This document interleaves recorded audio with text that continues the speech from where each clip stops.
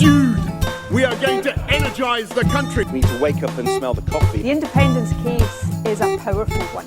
Another future's possible, but we've got to fight for it. Order! Hello and welcome to the Debated podcast. As always, I'm your host, Will, and in this episode, I'm delighted to be joined by Grant Hurst, who is better known to audiences on YouTube as the Casual Historian. Welcome to the podcast, Grant. Oh, it was great to be here, Will. It's great to have you on, Grant, and great to speak to you. The first question that I like to ask is, what made you decide to start your YouTube channel in the first place? And what was it that got you into making YouTube videos? Well, the story goes back now nearly a decade. I was in community college, and I had originally gone there to become a teacher, like a regular public school K through 12 teacher here in the US. Mm-hmm. But as I took some education classes on you need to take to become a teacher, I learned that I did not like everything else involved in becoming a teacher. All the non-teaching parts. It's around that same time I remember seeing a video on YouTube from CGP Grey. He had this video called Digital Aristotle, posed this idea of education in the future might be driven more by video, and be it algorithms, however they develop to fit people with like the right subject they need at that moment. Things haven't exactly developed the way he thought it would in that video, but that's more or less what started down my path of maybe I should do something online. And then, of course, that in tandem with Crash Course, which premiered at around the same time period, around 2012. But it wasn't until about 2015 that I actually took the dive of making actual educational videos. So, I mean, you mentioned some interesting things there, including the idea of video being used as an educational tool.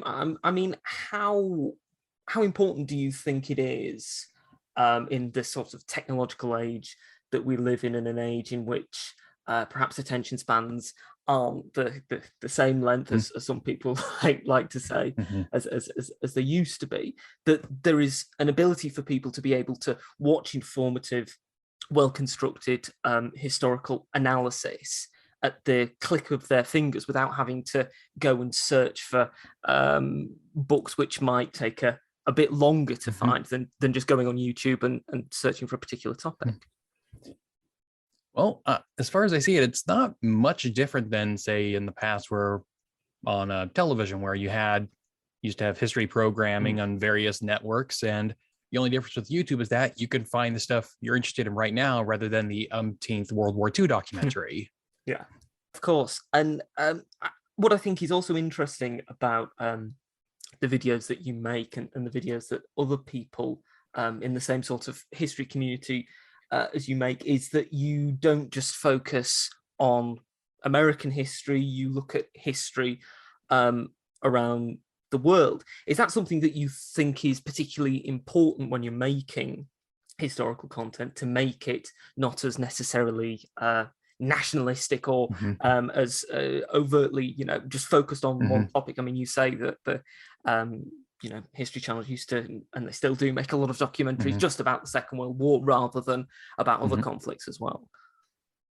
Yeah, so on my part, it's not a conscious effort on my part to make videos that are about more than just the United States. It just so happens I follow whatever I tend to be interested in at the moment. And over the last few years, I've been more interested in like international relations, and in particular, like, here's a behind the scenes thing of why I've been doing a lot of the topics I have been, is I've been doing a lot of 20th century stuff. And the reason for that is because there's a lot more material to work with, videos, pictures. Like if you're using GeoLayers, which is a plugin for After Effects, it's super useful for 20th century to the present. Anything before, it's not super useful, but it's really good. That's what I use to make all the map animations I've been making for about a year now. And so that's part of the reason why it's easier in terms of like material, because you have to try and, because this is a video. I can't, if I can do this as a podcast if I wanted to, but I wanted to do it as a video, and you need some kind of visual illustration. And 20th century topics are a lot easier to do that with. Yeah, of course.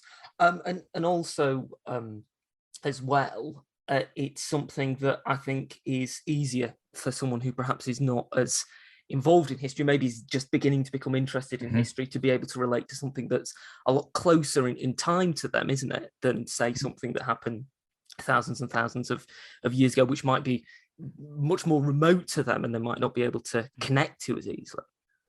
Yes, there's an old saying among in the history world that is, that the past is a different country. it is that different. Even the past of your own country is a very different country. Just a century ago, you might not be able to understand everything people are saying. Yeah, of course. I'd like to turn now to something that you've covered a little bit in a couple of different videos, and that's the use of history in terms of propaganda and the use of history by politicians in ways that are not, entirely accurate. What do you think it is about particular historical subjects? I mean, we saw it in the past few years with President Trump, with his constant need to invoke Abraham Lincoln, for example, not in the most sophisticated or necessarily analytical way. And it's the same with politicians throughout history. What do you think it is about particular topics that attract politicians and make them want to pluck individuals or events out of history and use them in a modern context in an attempt to speak to their audiences? What do you think that's about? Well, a big part of it, of course, has to do with the reverence that we have for certain historical figures. In the United States, obviously, Abraham Lincoln is heavily associated with the abolition of slavery and overall the fight against racism and racial inequality. And so something that the modern Republican Party has a really hard time with is the fact that a lot of people accusing them of being racist. And once again, you can argue around in circles about why that is or isn't the case. But the fact that Abraham Lincoln was a Republican and the first Republican president is something that they like to hold as kind of this get out of jail free card. And that's, at least in that particular context. And I think that's why it's like, if Abraham Lincoln wasn't seen as a good president, nobody would be invoking him. You don't see very many people invoking Andrew Johnson, and not nearly as many anymore invoking like Andrew Jackson. It all has to do with how we publicly revere certain figures.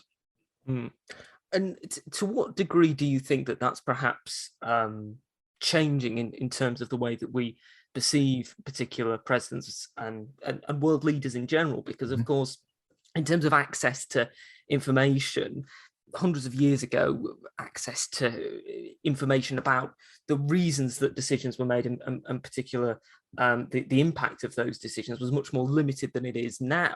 And we are, through the internet and greater access to archives, able to have a much more nuanced vision of politicians and leaders in all spheres of life. Do you think that means that we're going to have less of that kind of reference going forward, because we're not going to have perhaps as much of a skewed image as sometimes was presented in the past? I find it difficult to say, in large part because a lot of information, especially about more recent world leaders, tends to be hidden behind various laws of confidentiality. They for various reasons, national security or what have you, they can't reveal everything that comes out. So there tends to be a lot of classified information. And so it tends to come in a bit more of a wave, depending on, if a president or a national leader was viewed positively in their lifetime, chances are that reputation is going to become more negative over time as more information is let out.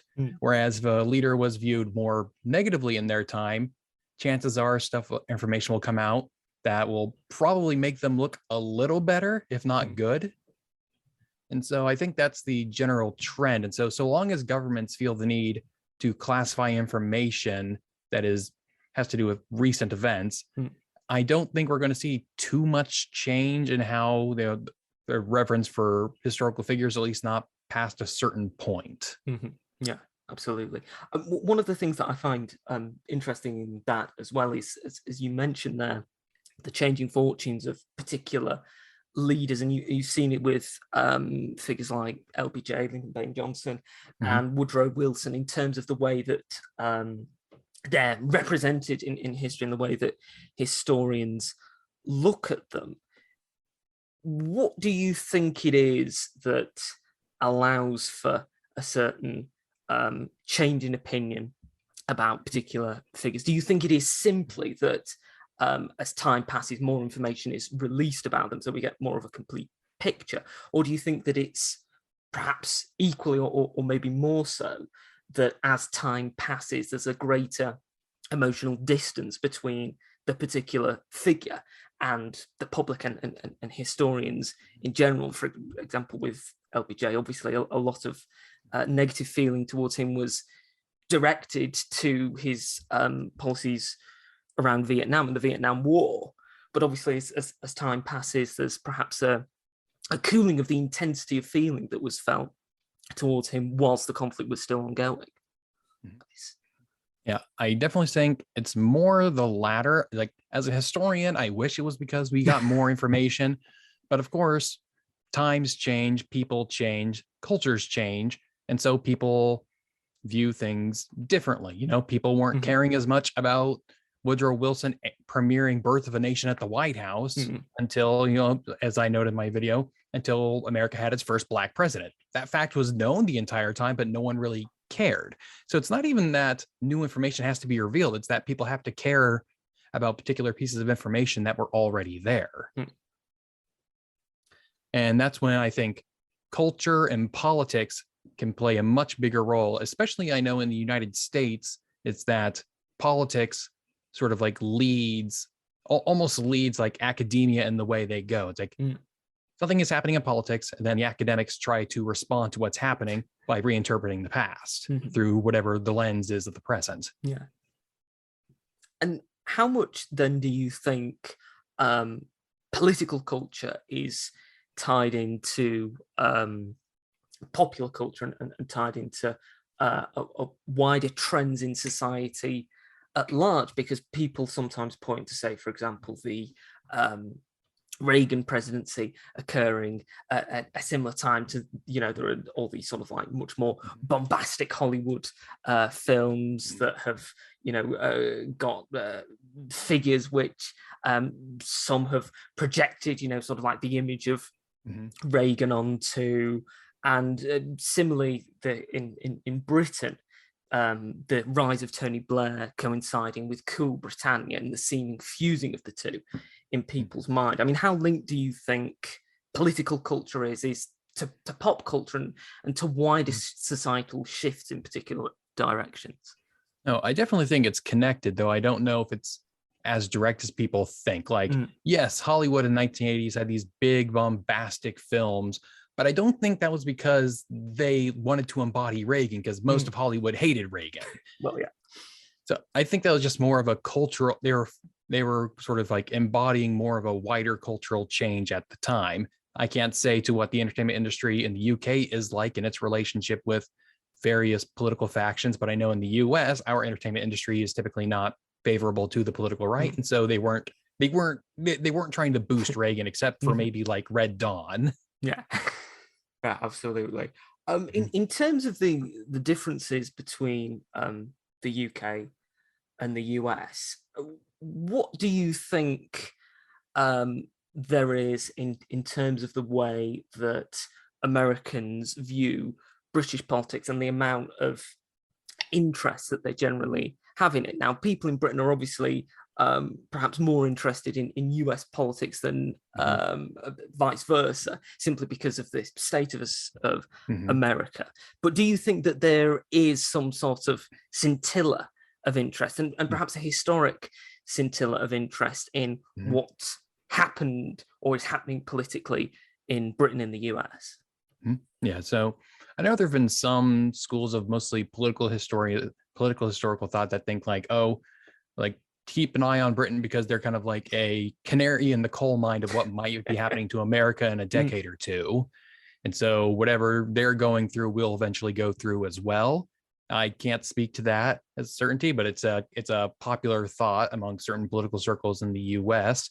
And as to how much interest they have in general in the British politics, it's only relevant when we can connect it directly to our own, Boris Johnson being connected to Donald Trump, Brexit being connected to Donald Trump, all that stuff. When it's something like that, I think it can be connected, but it's mostly almost like basically British politics in the United States almost gets viewed more in a culture war sense than it is like an actual policy sense. It's like, we don't know what they're actually doing over there. But as an American looking at there, I'm just kind of shocked. It's like all the things that, like, say in the US that gets valued by certain political parties, like the Democratic Party is very, of course, concerned with like representation and saying, oh, we need X number of people from these various demographics or identity groups. But in the UK, I don't know if that's a thing in the UK, but it's like the fact that the UK has had two female prime ministers, and both of them were from the Conservative Party. And they might just have their first non-white prime minister, and it's in the Conservative Party. It's just, from the American perspective, this just seems unusual or odd. Yeah, no, I think it is. It's an interesting point to make, and I think the thing is that from a British perspective, in terms of diversity, that is something that definitely that the opposition, the Labour Party, the equivalent to the Democrats, certainly is concerned with. But what's interesting about that, I think, is that there is certainly a sense that the Labour Party has perhaps more of a not quite as focused on diversity as perhaps the Democrats are, and that's why we haven't seen a woman leading the Labour Party, and we've only had one member of an ethnic minority leading the Labour Party. So it's something that I think is interesting to see from that perspective, because it's not something that I would ever have considered before. But I think it's interesting as well just to think about the sort of labels that are utilized in politics. And I know you've done a video on it, conservative, progressive, socialist, all that kind of thing. How applicable do you think these terms are in terms of the same meaning across borders? Because I think if you look at the way in American politics, say someone who is described as a progressive or a centrist is in regards to their policies, if they were in the UK, they might not have the same label. So, I mean, how widespread do you think those definitions are, or do you think they're interchangeable between different nations? I think at least among English-speaking countries, they might be becoming more interchangeable. I'm not as abreast of my knowledge of like, say, New Zealand or Australia politics, slightly more Canadian, most because JJ McCullough makes us we hear from him on a regular basis about it. And so I definitely think we are seeing sort of a unifying of like English speaking world politics, but I'm not going to even try to interpret the continent, Europe's politics in relation to ours. I just know that America, because of our own very particular history, we had people actively trying to change the labels of different groups for things that would not have identified. Progressives became liberals, then they became progressives again. And it's all just kind of weapon nearest to hand politics. We're going to take a quick break now to hear a trailer for the Centre Think Tank's podcast, The Centrist Podcast. Make sure to listen to the Centre Think Tank podcast, The Centrist Podcast. It's hosted each month by Will Barber-Taylor, who speaks to a mixture of academics, politicians, and political activists. You can find us on Facebook, Twitter, and Instagram, and you can find out more about Centre Think Tank with the username @Centre Think Tank. You can also visit our website, centrethinktank.co.uk, to either find the podcast itself, or if you know someone who may be interested in coming on the podcast, or you yourself may want to appear as a guest, then you can use the contact form on our website to find out more. One thing that I think that's also interesting in terms of the labels is I mentioned this a little bit earlier, but of course the main opposition party, the equivalent to the Democrats in the UK, is the Labour Party. Now, of course, the Labour Party in the United States has not had a similar degree of success as it has had in the UK. Why do you think that is? And to what extent do you think that the view of trade unionism, which is obviously one of the core constituents of Labour politics in both countries, has been viewed in a different way in America, perhaps in a more negative way at times than it has in the UK? Yeah, so I think for one is that I think the fact that race is a much bigger issue in the US than it seems to be in the UK, I think is one reason why. It's the fact that the United States has never had a formal aristocracy. You know, we don't have a House of Lords. We don't have people who with hereditary titles here. And I think that is a big reason as to why class has never been as big of an issue. And also I think just the fact that perceptions on this may change, but ultimately the United States today is still one of the easiest countries to like rise in terms of like social or economic class. It is far easier for a person like a poor person born in Mexico has a better chance of becoming rich in America than they do in Mexico. That is like sort of a statistical thing. And that's just, so I guess a way that one professor I had in college referred to it as is that in America, race lines tend to be a lot more firmer, but class lines are a lot more permeable. Whereas elsewhere, it tends to be race is more permeable, but class lines are more hardened. But at least that's coming from this American perspective. Yeah, no, I think that's interesting, because certainly I think that that's you know, an issue in the UK in terms of the class structure. And you mentioned the House of Lords there, which obviously, in terms of it being an unelected upper chamber, is obviously distinct from upper chambers in the West, in the rest of the world. One thing that I find interesting, looking at your videos and looking at American politics in general, is the ability of politicians to be able to make speeches that echo around the world. What do you think is the place of oratory and of speech making in American politics and American history? I mean, obviously, it's a very important thing, you know, in politics in general around the world. But it seems to be that speeches made by American politicians in particular are remembered more than speeches made by other politicians in other countries. Well, I can definitely say that for American audiences, that's definitely the case. I can't speak for in the UK if you guys have speeches everyone knows lines from, but I think it's because, well, this is mostly me speaking off the top of my head here, because I don't know why the speeches tend to get remembered very well, but I think the fact that like one of America's founding documents, the Declaration of Independence, is just a big philosophical soliloquy. You know, we hold these truths to be self-evident that all men are created equal, endowed by their creator with certain inalienable rights. You know, it's this long line that that's very evocative of America at like its best ideals. And I think that's made sort of oratory, in a sense, important in the American conception of itself, and especially how many times you see politicians trying to echo that same sentiment.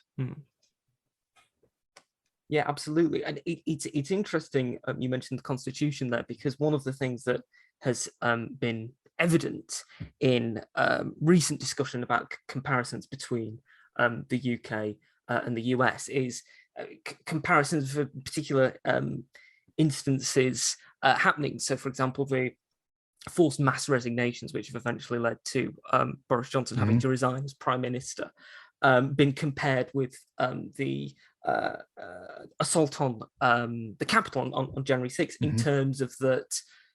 It's interesting how the differences in structure and the differences in constitution and a codified constitution versus a non-codified constitution produce sometimes different outcomes in countries. How important do you think, as a document, having a constitution is for a country in terms of the way it it evolves politically, particularly in times of crisis, because the Constitution, as you say, is a document that so many Americans can recite from memory. It's been invoked in some of America's greatest crises. Do you think that plays a particularly important role in framing the way that politics is discussed, as versus a country like the UK that doesn't have a codified constitution? See, I would say I think it used to play a much bigger role than it does currently. But I'd say like over the last half century to a century, America has been trying to trying to hobble together its own almost like parliamentary style system without the actual constitutional guardrails of it. Like, for example, in the US, much law and regulations today isn't written by Congress. It's written by the executive branch's various agencies. A president gets into office, and then they can tell their agencies, okay, I want to change this X regulation, just go through whatever the procedure is, and that procedure doesn't have to involve Congress. Almost in a way of trying to recreate this idea of, well, just elect this party, elect this prime minister, and they can do whatever policies they want so long as they don't get their party to revolt against them. It's this idea of trying, and we've heard this in elections as well. During the primaries, the Democratic primaries in 2020, you hear these politicians running for the Democratic nomination saying, oh, on day one, I'm going to go after guns, or day one, I'm going to go after the oil industry, or day one, et cetera, as if they're a prime minister who can just make things happen day one by simply controlling the office.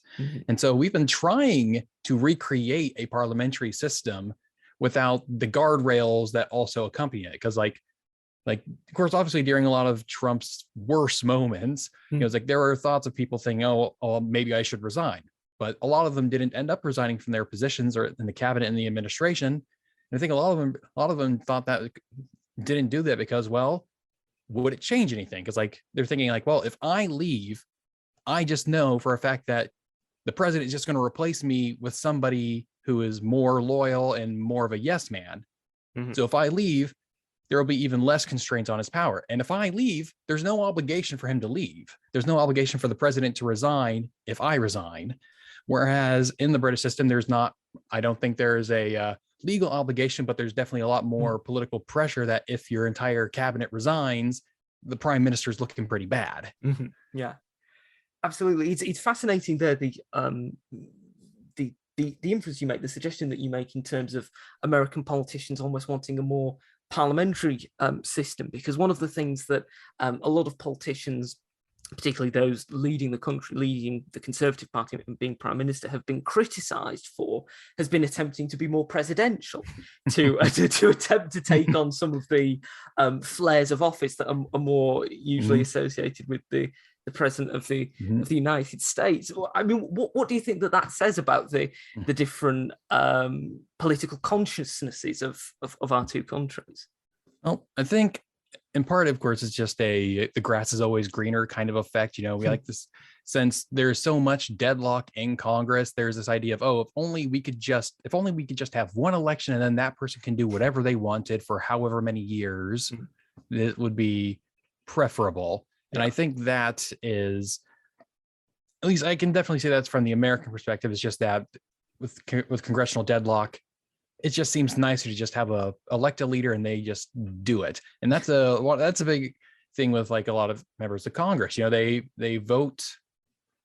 It's like they've given the executive branch so much power over the years, partly due to them not wanting to take hard decisions. Like in the 1950s. President Eisenhower, at least, during the Eisenhower administration here in the US, Congress gave the executive branch the power to change tariff rates on its own without having to ask Congress.